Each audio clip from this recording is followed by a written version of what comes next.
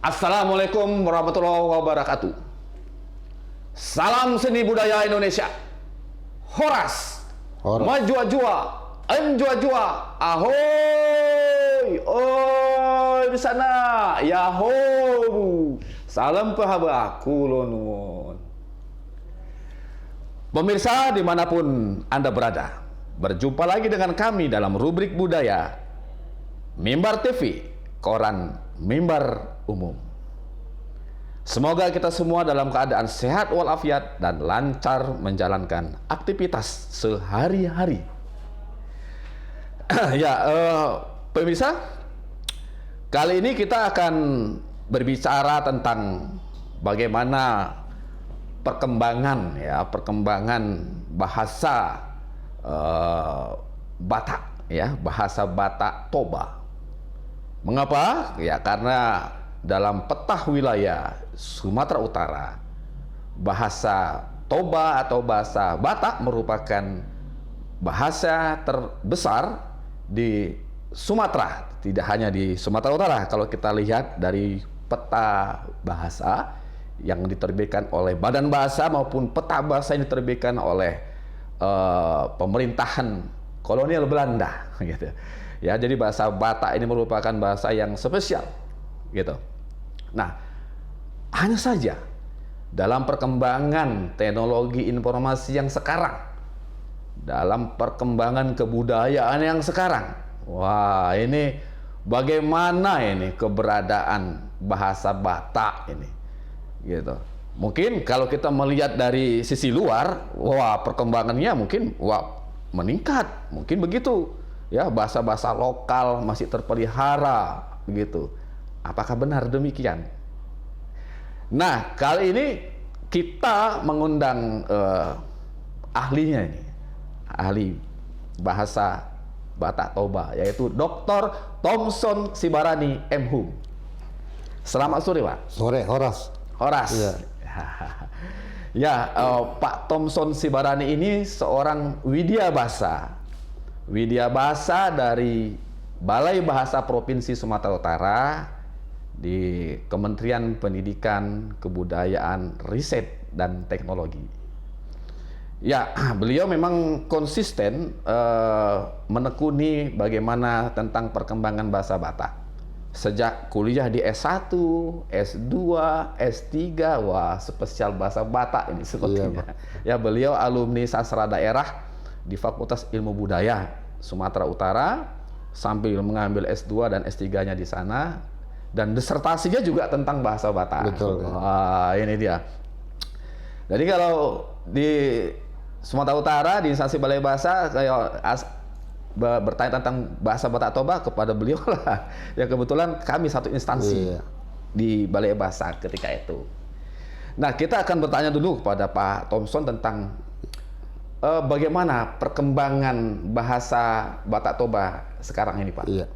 Iya, terima kasih saya ucapkan kepada Mimbar Umum dulu karena mengundang saya di kesempatan yang baik ini. Saya dengan senang hati hadir di sini dan tidak saya duga-duga ini akan bisa kita jumpa di sini, Pak Yadi.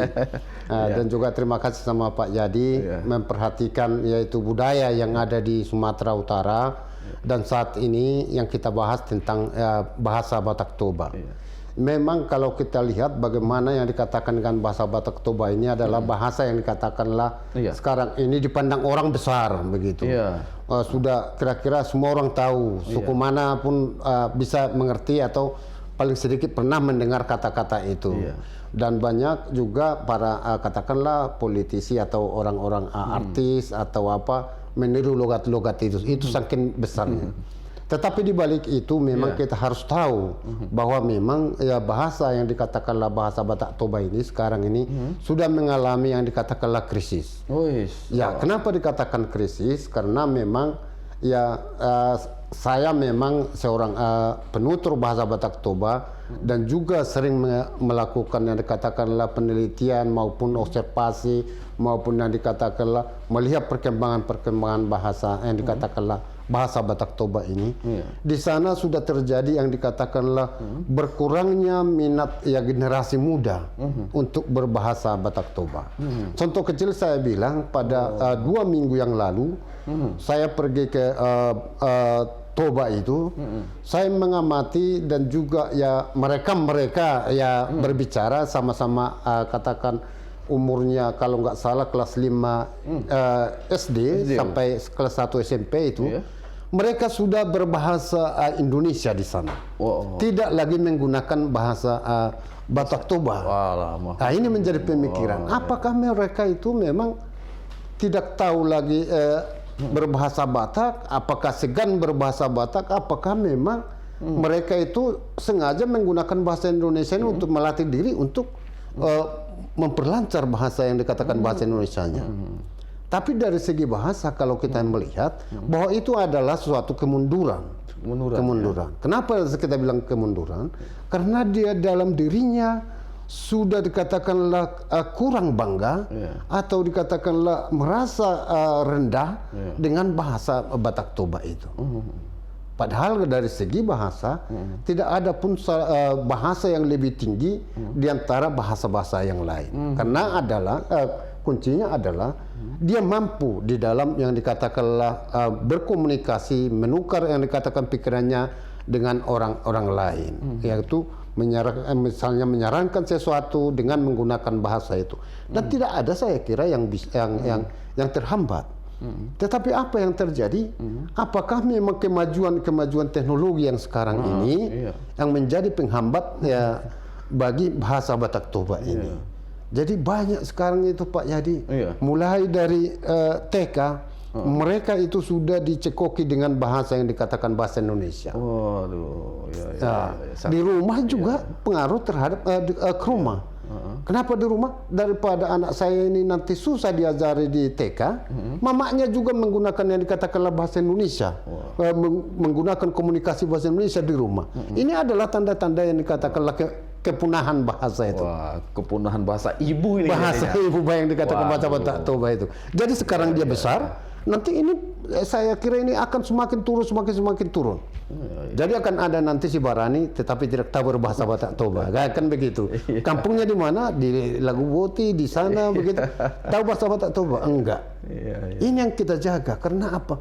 Sebenarnya bahasa itu bukan hal yang sulit untuk dipelajari. Tetapi seperti yang saya bilang tadi, harus memang bangga mempunyai yang dikatakan ciri orang Toba itu dan ciri yang dikatakanlah penggunaan bahasa Batak Toba.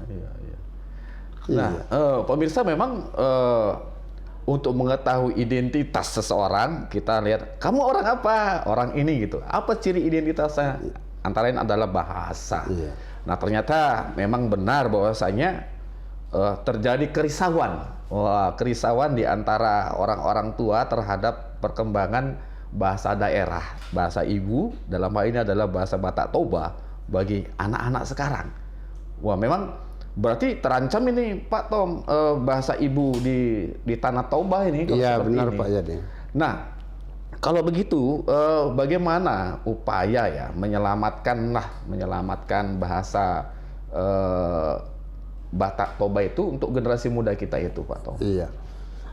Penyelamatan bahasa yang dikatakanlah bahasa manapun sebenarnya, tetapi kalau kita fokus dulu terhadap yang dikatakanlah bahasa daerah ini, bahasa Batak Toba ini, penyelamatannya adalah dia di rumah. Di rumah ya? Di rumah. Jadi yang pertama yang adalah orang tua. Orang tua itu harus menggunakan yang digunakan bahasa lokal itu, bahasa Toba itu di lingkungan rumahnya. Setelah dari lingkungan rumahnya, barulah dia masuk ke sekolah. Ke sekolah. Di sekolah juga sesuai dengan peraturan penggunaan bahasa yang dikatakanlah pelindungan bahasa itu. Sampai kelas 3 SD masih digunakan yang dikatakan tingkat rendah itu menggunakan bahasa yang dikatakanlah bahasa daerah. Apabila di daerah yang dikatakanlah yang homogen, yang dikatakanlah penuturnya. Ini adalah suatu bentuk penyelamatan. Jadi tadi di rumah, di sekolah, baru di pemerintah. Pemerintah ini juga harus menggunakan yang dikatakanlah sistem pembinaan bahasa daerah atau budaya daerah seperti di daerah-daerah lain. Jadi ada dibuat misalnya satu hari itu menjadi hari berbahasa Batak Toba. Berbahasa Batak Toba. Setelah itu dia dilakukan yang nomor 3 tadi, yaitu di sekolah itu. Yang ketiga, yang keempat ini adalah dikatakanlah di sosialnya. Sosial ini yang saya maksud ini Pak Yadi, ini adalah bentuk bagaimana bahasa Batak Toba itu digunakan di dalam komunikasi yang dikatakan di dalam adat. Sekarang ini kalau kita amati, adat, ya? Iya. Kalau kita amati di dalam sistem yang katakanlah pelaksanaan adat, sudah banyak menggunakan mencampur bahasa Indonesia terhadap bahasa Batak Toba itu. Nah, hal apa yang menjadi suatu pendorong mereka ini menggunakan bahasa Indonesia menyelipkan kata-kata itu terhadap bahasa Indonesia kepada bahasa Batak Toba itu supaya yang mendengar itu lebih cepat mengerti. Jadi sebenarnya hal ini kan tidak bagus di dalam yang dikatakanlah pemertahanan bahasa itu. Jadi hal seperti itulah yang menjadi kerisauan sebenarnya di dalam penggunaan bahasa Batak Toba. Si ibu dan bapak sudah menggunakan bahasa Indonesia di rumah, di sekolah juga di TK, bahkan di TK sudah menggunakan bahasa Indonesia, di sekolah dasar sampai SMP menggunakan ini. Jadi ini sebenarnya dilema bagi kita yang ada di Sumatera Utara. Apabila suatu bahasa atau katakanlah bahasa etnik itu akan hilang, maka ciri budaya itu, ciri yang dikatakanlah wilayah itu juga akan hilang. Ada orang menyatakan sampai katakanlah sampai kiamat pun dunia tidak akan hilang itu katanya. Sebenarnya itu kan hanya suatu kata-kata yang dikatakanlah kata-kata yang frustasi menurut saya, karena cirinya sudah ada. Kalau katakanlah orangnya tinggal di Kota Medan, di Jakarta, orang Batak Toba yang masih dari kampung saya di sana itu, anak-anaknya itu katakanlah 80 sampai 90% tidak tahu berbahasa Batak Toba. Luar biasa. Iya, coba lihat Pak sekarang ini. Kalau jumlah penduduk yang dikatakanlah generasi muda katakanlah yang ada di kampung sekarang ini di daerah-daerah penutur itu sangat kecil. Nah ini juga menjadi masalah, ancaman juga. Karena banyak yang merantau. Banyak merantau, anak-anaknya juga nanti akan sedikit yang menjadi pemertahan bahasa Batak Toba itu. Tentu nanti bahasa Batak Toba akan berkurang. Di samping tadi, di daerah Toba sendiri sudah berbahasa Indonesia. Nah ini yang menjadi masalah ini. Pemirsa, jika bahasa Batak Toba hilang, maka ini otomatis nilai-nilai budaya Batak Toba ya jadi tercerabut juga.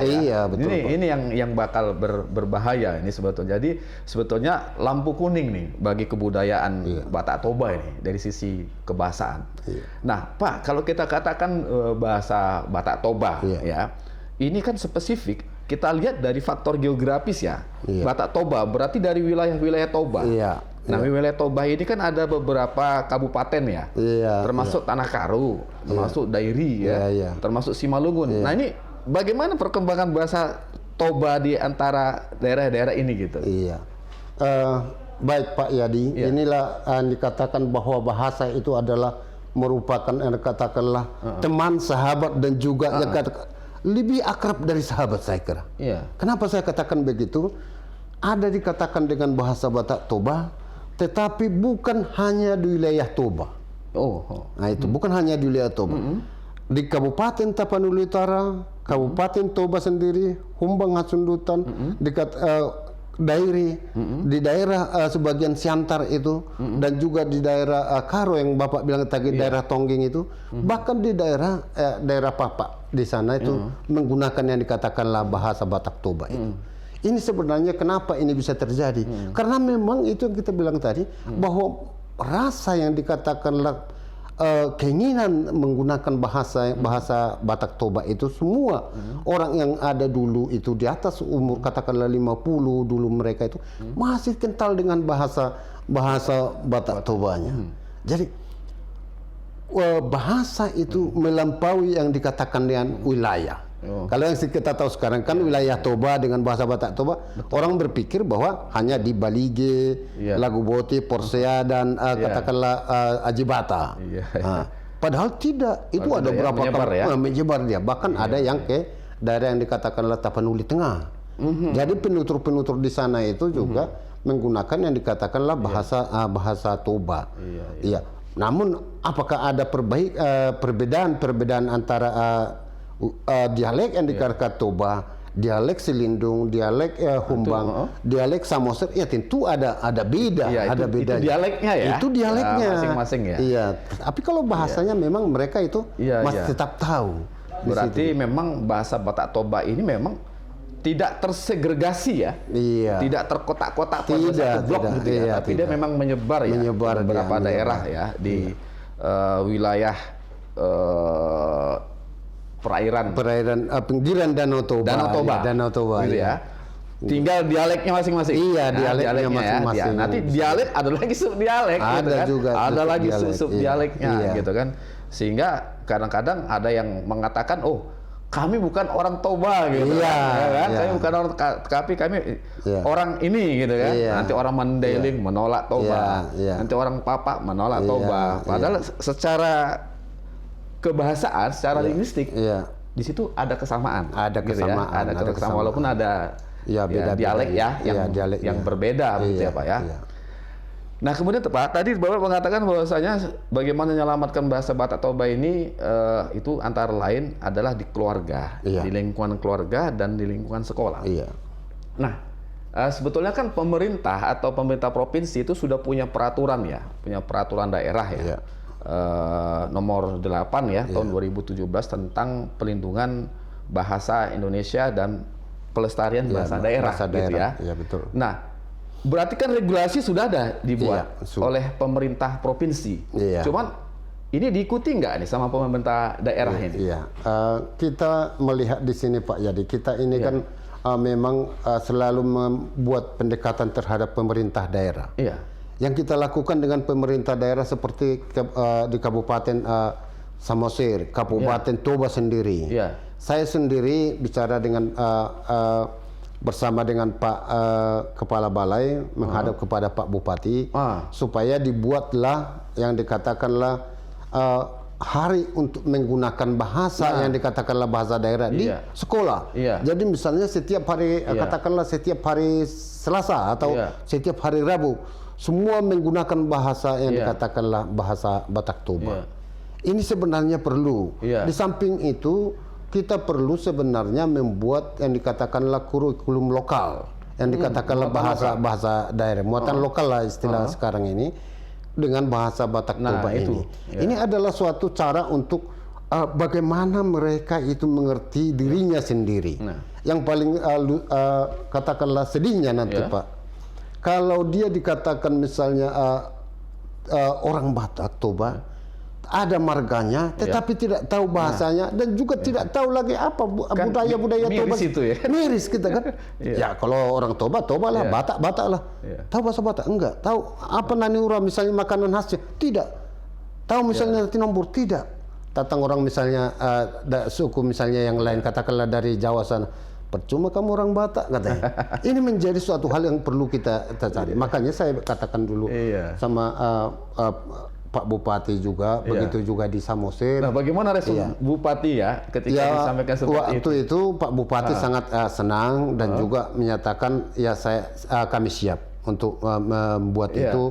Bentuk siapnya apakah mereka sudah membuat payung hukum gitu, payung hukum semacam peraturan daerah atau keputusan-keputusan supaya kuat itu tadi? Iya, itulah sebenarnya yang perlu harus dibuat kan begitu.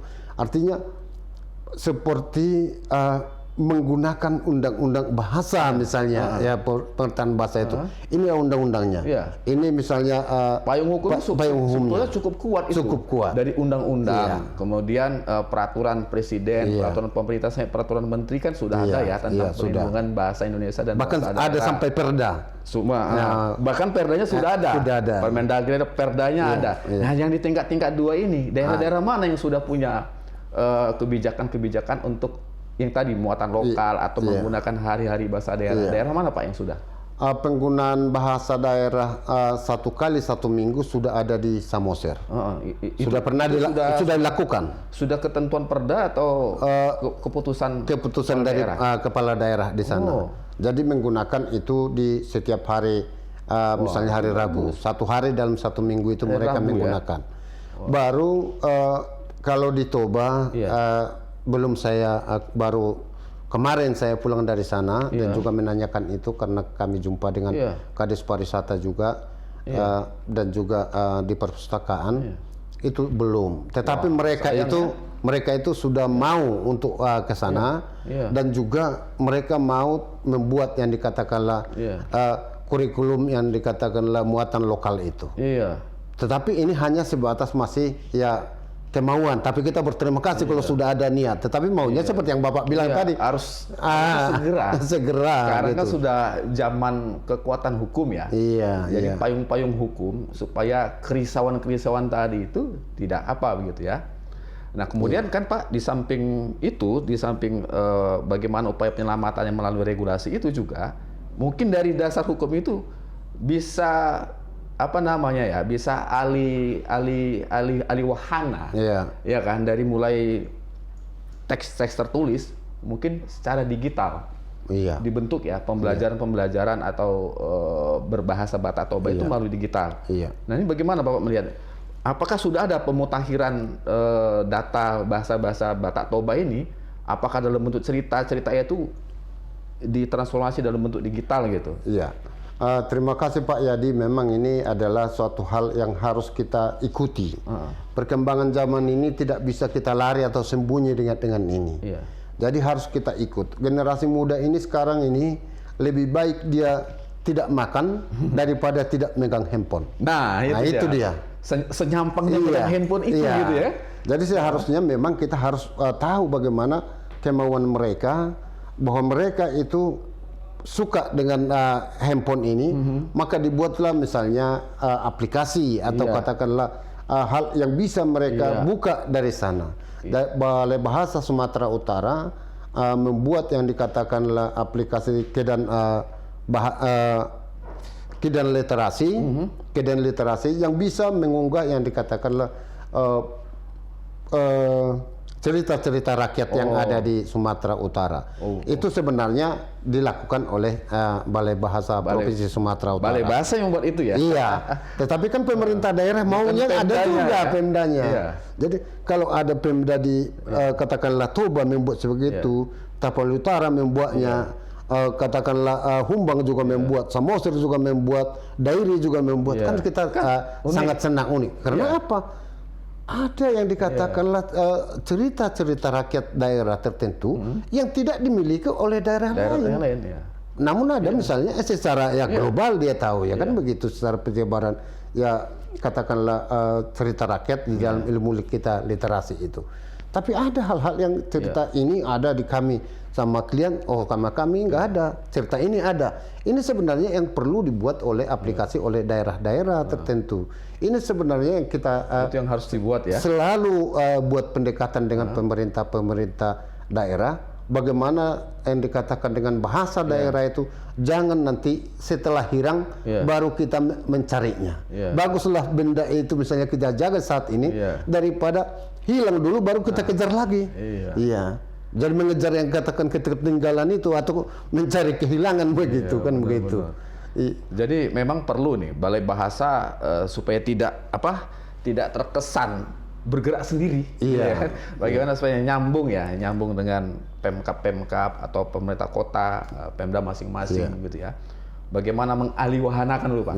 Sekarang zaman digital sekarang nih, media sosial di TikTok, di Instagram, kan itu kan muncul ya. Bagaimana supaya pemeliharaan bahasa Batak itu, apakah dalam bentuk animasi gitu ya, berbahasa Batak gitu. Kemudian ada terjemahannya bahasa Indonesia gitu ya kan. Nah kan hal itu bisa dibuat kan tidak mungkin kalau Balai Bahasa ya kan. Karena sesuai dengan peraturan daerah mengenai bahasa daerah, sastra daerah ini kan wilayah Pemda setempat. Daerah. Pemda. Paling Balai Bahasa menghimbau. Nanti sekarang pemirsa yang berada di pemerintahan di daerah, nah hal-hal ini harus dilaksanakan ya.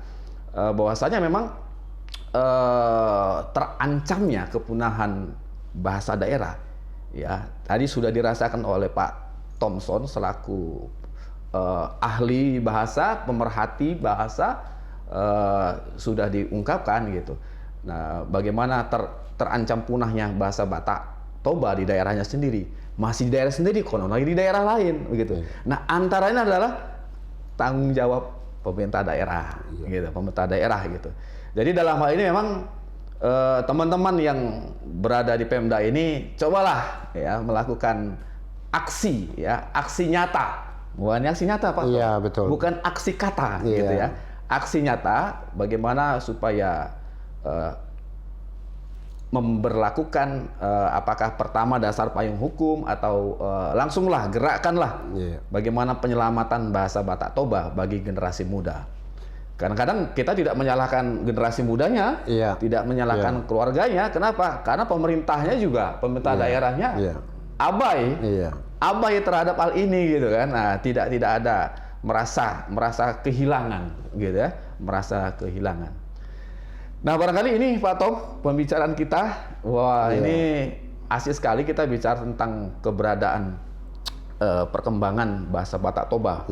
Dan kita sudah mengetahui bagaimana kegelisahan orang-orang tua, tokoh-tokoh Batak gitu ya. Sampai-sampai belum lama ini tokoh-tokoh Batak itu membuat kongres ya Pak? Betul, Pak. Kongres Oktober kemarin 2021. Kongres Batak, Budaya Batak. Budaya Batak. Nah, Kongres Budaya Batak di Balige ya? Iya. Nah, di antara lain adalah Kongres Bahasa Batak. Wah, ini kapan nih Kongres Bahasa Batak Batak ini? Iya. Karena Batak ini sudah mendunia loh, Pak. Iya. Sampai ke Jerman loh ini. Iya, Sampai betul. keluar negeri. Ya kan? Tidak hanya menyebar ke seluruh Indonesia, tapi keluar negeri. Wah, ini PR juga ini. Iya. Supaya ada Kongres Bahasa Jawa, ya kan? Betul. Kongres Bahasa Batak, Pak. Kongres Bahasa Batak itu Bahasa Batak Toba sudah ada. Sudah ada. Sudah kita lakukan Oktober tahun lalu. Tahun lalu itu di Museum TBC Lalahi dan juga semua katakanlah pejabat-pejabat dan juga yang pemegang kepentingan termasuk menteri membuat dukungan terhadap itu. Ini yang menjadi suatu hal yang penting bagi kita dari sana, seperti Bapak bilang tadi, jangan hanya kata, tetapi bentuknya harus nyata. Iya. Jadi kami sekarang ini menyusun yang dikatakanlah kongres itu, panitia kongres itu menyusun yang dikatakan nanti ejaan bahasa Batak Toba dan juga yang dikatakanlah sintaksis bahasa Batak Toba yang belum ada selama ini yang diakui secara umum. Karena apa? Saya katakan tadi bahasanya bahasa Batak Toba, tapi wilayah pemakaiannya di beberapa kabupaten yang ada di daerah katakanlah Sumatera Utara. Ini yang menjadi suatu hal yang penting kita selamatkan. Jadi antara kerjasama antara orang tua, sekolah, katakanlah guru, pemerintah, itu menjadi suatu hal merupakan lingkaran yang harus bekerja sama untuk menjaga yang dikatakanlah bahasa Batak Toba itu. Saya kira juga anak-anak yang katakanlah pejabat yang ada di Toba sendiri jangan-jangan juga tidak bisa berbahasa Batak Toba karena itu miris itu kan begitu. Jangan seperti itu. Nah, jangankan di Medan ini, di Toba aja bisa Toba jadi. sendiri. Karena orang di kampung saya sendiri sudah menggunakan yang dikatakanlah dengan bahasa Indonesia itu. Mereka komunikasi, mereka sendiri anak-anak bermain menggunakan bahasa Indonesia, di rumah juga menggunakan bahasa Batak Toba. Terlalu cinta Pak terhadap bahasa Indonesia. Memang kita suka bahasa nasional. Bahasa persatuan itu kalau dalam kondisi heterogen, bisalah bahasa pemersatu. Tapi kalau di kebudayaan sendiri, ya harusnya bahasa sendiri ya digunakan bahasa-bahasa daerah. Memang di sini pas Pak ada Trigatra itu ya. Bagaimana utamakan bahasa Indonesia? Baru lindungi bahasa daerah, lestarikan bahasa daerah, kuasai bahasa asing itu. Jadi tidak tenggelam. Itu. Bahasa asing dikuasai untuk pengetahuan meningkatkan pengetahuan kita. Kemudian bahasa daerah itu perlu dilestarikan dan perlu diwarisi dan diteruskan. Jangan pula ditinggalkan bahasa daerahnya kan?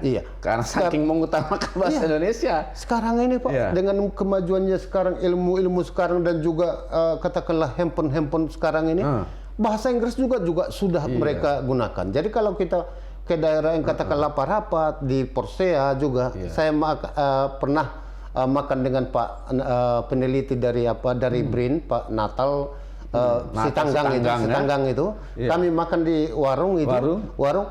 kami dengarkan sendiri mereka itu saling berbahasa Inggris makan di situ. Coba. Keren.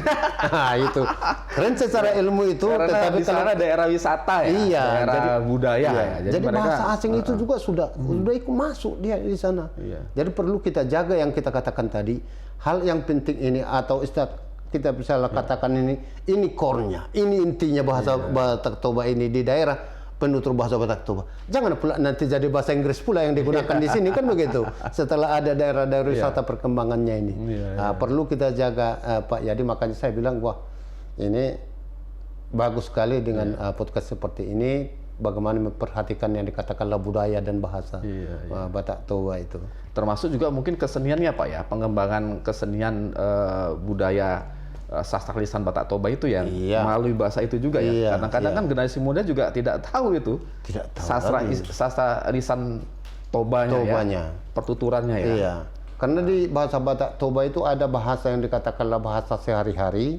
Ada juga yang dikatakan dengan bahasa andung. Nah, bahasa andung ini sangat sulit bagi mereka yang dikatakanlah generasi muda. Sedangkan bahasa sehari-hari juga mereka sudah susah untuk memahaminya. Konon lagi yang dikatakan bahasa andungnya bermakna lain daripada maknanya jauh lebih dalam daripada yang diucapkannya. Iya. Ya, jadi pemirsa memang bicara tentang bahasa ini emang banyak yang kita bahas nih. Andung, nanti andung bisa jadi tema tersendiri, ya kita bahas itu. Kemudian ini belum lagi kita bicara tentang aksara Batak ini. Bagaimana aksara Batak yang lama ya, yang kita sebut dengan lala ya, aksara asli yang ada di Tapanuli karena versinya banyak gitu ya, ada beberapa versi ya.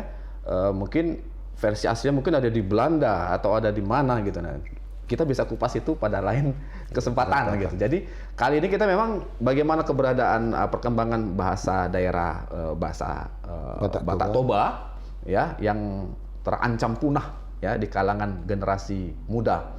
Untuk itu memang pemerintah ya melalui Kementerian Pendidikan dan Kebudayaan menggerakkan konsep tunas bahasa ibu tunas bahasa ibu gitu dengan berbagai macam versi gitu. Dan tahun ini masih berlangsung ya Pak ya? Masih. Ini luar biasa. Dalam waktu dekat kami ke Toba juga. Semoga sukses. Makasih Pak. Nah sebelum kita tutup mungkin Pak Tom bisa melakukan saran, pesan dan kesan untuk pemirsa tentang pelestarian bahasa Batak Toba ini kenapa? Ya baiklah Bapak dan Ibu dan juga ya pemirsa yang saya hormati. Saya harapkan dan juga saya berterima kasih terhadap mimbar umum terhadap yang dikatakanlah pemertahanan bahasa Batak Toba ini. Kita harapkan juga bahasa Batak Toba ini jangan hilang dia dari yang dikatakanlah roh dan jiwa dari penutur bahasa Batak Toba. Karena itu adalah merupakan identitas kita yang bisa membawa kita di dalam suatu ikatan yang lebih dekat dengan satu sama lain. Untuk itu saya harapkan bahasa Batak Toba tetap maju, tetap lestari dan jaya sampai selama-lamanya. Iya, itulah dia. Horas. Silakan diminum kopi. Oke, makasih. Wah, ini kopi mimbar umum ini bagus ini, Pak Yadi ini. Nah, di Toba ada kopi juga itu ya? Ada kopi Toba juga. Kopi dari Persoburan. Iya. Ada juga kenal. Iya. Kopi Silindung gitu ya? Iya, kopi Lintong. Kopi Lintong? Iya itu dia. Kopi Lintong. Waktu kita nikmati kemarin di Bali G tuh ya, di Bali G, kopi khas itu ya. Iya. Nah, itu cirinya. Pemirsa, demikian perbincangan kita tentang peran generasi muda dalam pemertahanan bahasa Batak Toba. Sampai di sini pertemuan edisi kali ini. Kerabat kerja Mimbar Budaya Mimbar TV, Mimbar Umum. Pemimpin umum Bapak Muhammad Muhammad Hasbi Fauzi Lubis. Pemimpin redaksi Bapak Ngatirin, penanggung jawab Bapak Jalaluddin. Teknisi Rizky dan Zaim serta pembawa acara saya sendiri Suyadi mengucapkan terima kasih kepada Pak Thompson. Terima kasih Pak. Iya. Terima kasih kepada pemirsa yang terus menyimak acara kita ini.